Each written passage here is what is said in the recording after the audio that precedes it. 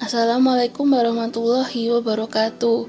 Perkenalkan, nama saya Anissa Rahmayuni Dinata, NIM 19511241051 dari Prodi Pendidikan Teknik Boga UNY tahun 2019. Pada kesempatan kali ini, saya akan menjelaskan jurnal yang berjudul Production, Application, and Health Effects of Banana Pulp and Peel Flour in the Food Industry yang ditulis oleh Amir Amin Khozani, John Birch, dan Ala Eldin Ahmed Behit untuk memenuhi tugas pada mata kuliah Makanan Kesehatan. Pendahuluan. Latar belakang produk pangan bernilai tambah itu terus berkembang belakangan ini. Kemudian didapati bahwa kulit pisang menjadi penyumbang terbesar limbah organik, yang padahal pulp dan kulit pisang ini mengandung banyak manfaat, sehingga peneliti fokus meneliti pulp dan kulit pisang dengan tujuan evaluasi manfaat kesehatan senyawa bioaktif dan pemanfaatan berbagai bagian pisang dan tepung dengan berbagai tingkat kematangan. Kemudian ada materials. Berikut ini merupakan bahan-bahan yang digunakan untuk memproduksi tepung pisang yang dibedakan dari tingkat kematangannya. Methods. Berikut ini merupakan metode-metode yang digunakan dalam pembuatan tepung pisang, dan diantaranya ialah room drying, oven drying, airflow drying, spotted bed with hot airflow, kemudian ada pulse fluid disk bed agglomeration, ada ultrasound and pulse vacuum followed by air dryer, microwave heating, freeze drying, spray drying, dan dehumidified dryer. Gambar ini menjelaskan tentang proses yang dialami bahan mulai dari bahan pemrosesan hingga setelah pemrosesan menjadi tepung pisang. Sebelum dikeringkan, bahan akan dibilas, kemudian direndam dan dipotong. Kemudian setelah bahan dikeringkan dengan metode yang tertera dalam tabel sebelumnya, bahan akan digiling, kemudian disaring dan disimpan. Komposisi buah pisang. Yang pertama itu ada daging buah pisang. Daging buah pisang ini kaya akan fitonutrien esensial, termasuk senyawa fenolik dan vitamin. Kemudian ada karotenoid, flavonoid, senyawa amina, dan serat makanan. Yang kedua ada kulit buah pisang. Ini memiliki jumlah fraksi lignin, selulosa, dan hemiselulosa yang dapat diekstrak untuk memproduksi bioetanol. Kemudian jumlah abu protein, serat kasar, dan pati yang dapat dicerna dari tepung kulit pisang itu lebih tinggi dibandingkan daging buahnya, sehingga tepung kulit pisang dianggap lebih efektif sebagai aditif fungsional.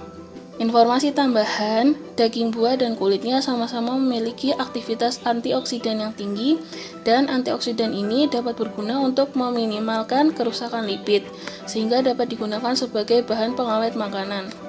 Efek kesehatan senyawa bioaktif pisang. Pisang itu mengandung banyak senyawa bioaktif yang dapat bermanfaat bagi tubuh. Di antaranya yang pertama ada karotenoid. Ini merupakan antioksidan alami yang berkontribusi pada stabilitas makanan selama penyimpanan.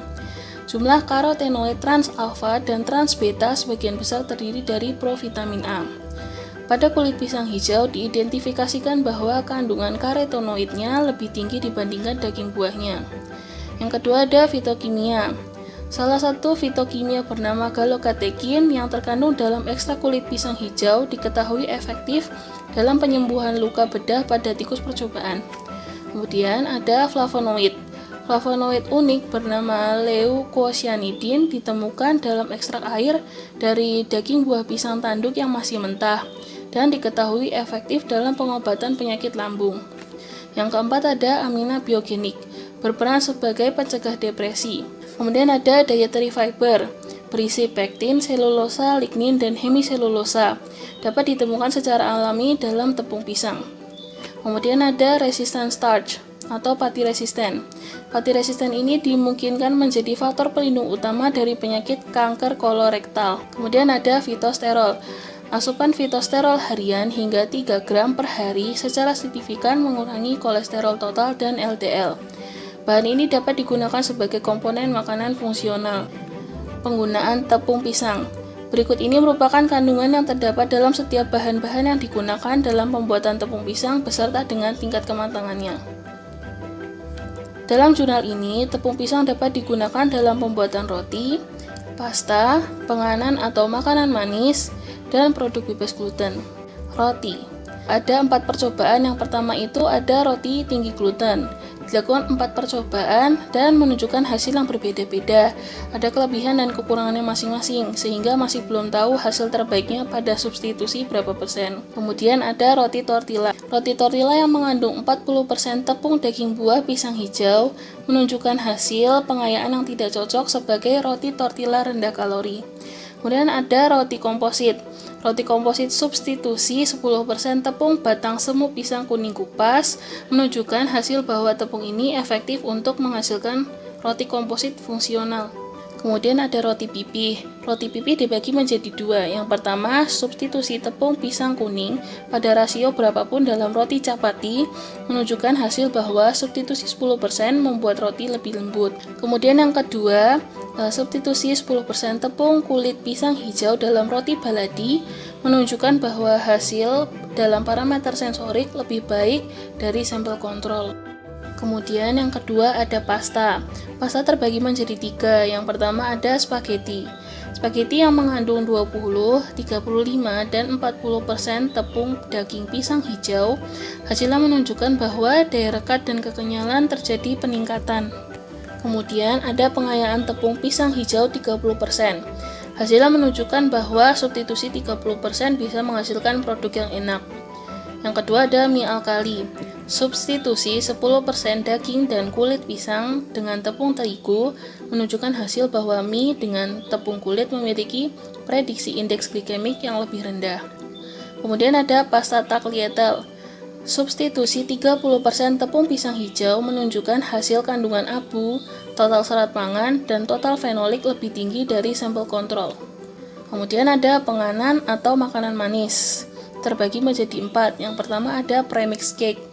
Substitusi 60% tepung daging pisang hijau menunjukkan hasil tidak berubah signifikan dalam pH dan pertumbuhan patogen. Kemudian untuk substitusi 10% tepung daging pisang dan substitusi 20%, hasilnya menunjukkan substitusi 10% membuat stabilitas busa dan penerimaan keseluruhan meningkat. Dan untuk substitusi 20% tingkat kekerasannya lebih tinggi. Kemudian yang kedua ada kue lapis dan bolu. Tepung daging pisang hijau ditambahkan dengan ukuran partikel mulai dari diameter 80 mikrometer atau halus hingga 200 mikrometer atau kasar. Menunjukkan hasil bahwa penggunaan tepung kasar membuat persentase total serat pangan, protein, abu, lipid, senyawa fenolik, dan amilosa lebih tinggi. Dan untuk penggunaan tepung halus menunjukkan sifat nutrisi yang lebih baik tanpa efek negatif atribut tekstur. Kemudian ada kue kering. Kandungan 20% tepung kulit pisang kuning dan substitusi 5% menunjukkan hasil bahwa substitusi 5% dapat diterima oleh konsumen. Kemudian yang keempat ada biskuit. Substitusi 75% tepung kulit pisang kuning menurut hasil organoleptik tidak berbeda nyata dalam hal warna, rasa, aftertaste, dan rasa ketika dimakan. Produk bebas gluten. Yang pertama ada pasta. Substitusi 40% tepung daging pisang hijau menunjukkan hasil bahwa strukturnya lemah karena penyerapan air berlebih selama memasak. Kemudian yang kedua ada roti bebas gluten. Substitusi tepung pisang tanduk hijau, kekencangan remahnya meningkat dan volumenya pun meningkat 25%. Kesimpulan, dengan adanya aplikasi makanan yang tepat, kita dapat membantu lingkungan dengan memanfaatkan produk sampingan, kemudian menciptakan pandangan baru bagi konsumen dan produsen untuk menghasilkan produk pangan bernilai tambah. Untuk saat ini, penambahan tepung pisang ke dalam produk makanan hanya bisa sampai batas tertentu, sehingga masih diperlukan penelitian lebih lanjut untuk memaksimalkan potensi bahan sampingan di masa yang akan datang. Cukup sekian penjelasan yang dapat saya sampaikan. Terima kasih atas perhatiannya. Apabila ada pertanyaan, silakan tinggalkan di kolom komentar.